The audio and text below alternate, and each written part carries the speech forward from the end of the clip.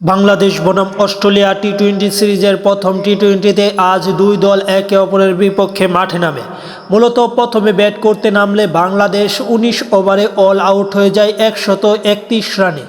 দলের পক্ষে সর্বোচ্চ ২২ বলে ২৯ রানের অপরাজিত ছিলেন শেখ মেহেদী হাসান এবং সাইফ হাসান। তিনি করেছিলেন ১৪ বলে ২০ রান। সৌম্য সরকারের ১৮ বলে ১৭ রানের উপর ভিত্তি করে বাংলাদেশের এই ছোট্ট একটা ক্যামিও। বিপরীতে এই ম্যাচটিতে ব্যাটিংয়ে নামলে মূলত ৬ উইকেট পর্যন্ত হারাতে হয় অস্ট্রেলিয়াকে। ১৮.২ ওভারে ৬ উইকেট হারিয়ে ১৩৩ রান সংগ্রহ করে ওয়াজিরা, যেখানে কপার তিনি মূলত করে ৩৭ বলে ৪৭ রান এবং টিম ডেভিডের ১৬ বলে ২০ রানের উপর ভিত্তি করে ম্যাচটা শেষ করে।